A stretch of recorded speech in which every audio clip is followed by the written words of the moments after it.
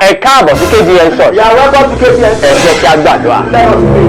Ọlọ́run iṣan àti agbára. Because of visions and power. Ọlọ́run àwọn mọ́zù. God of possible. Gba ọpẹ́ wa. Our prayer. Iṣẹ́ ìránṣẹ́ wa ti àárọ̀ yìí. Our prayer today. Àwọn ènìyàn ìwé lílọ. Our Bible. Ẹni kàbíyèrè fún mi. Our Bible reader. Ìwé ni rẹ̀. Open your Bible. Ìdíwé COVID. The book of Tobit. Orí kìíní. Chapter 1. Ẹsẹ̀ kẹsàn-án. 9. Ìkẹsàn-án.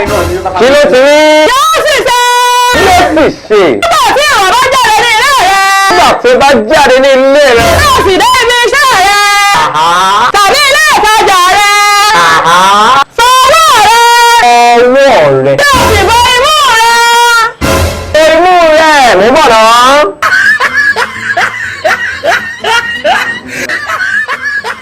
Sì yẹra fún aládùúgbò rẹ̀. Ó sì yẹra fún aládùúgbò rẹ̀. Yẹra fún aládùúgbò rẹ̀. Ayé mi tèmi bá mi. Ẹ jẹ́ kí a ṣe oore ọ̀fẹ́.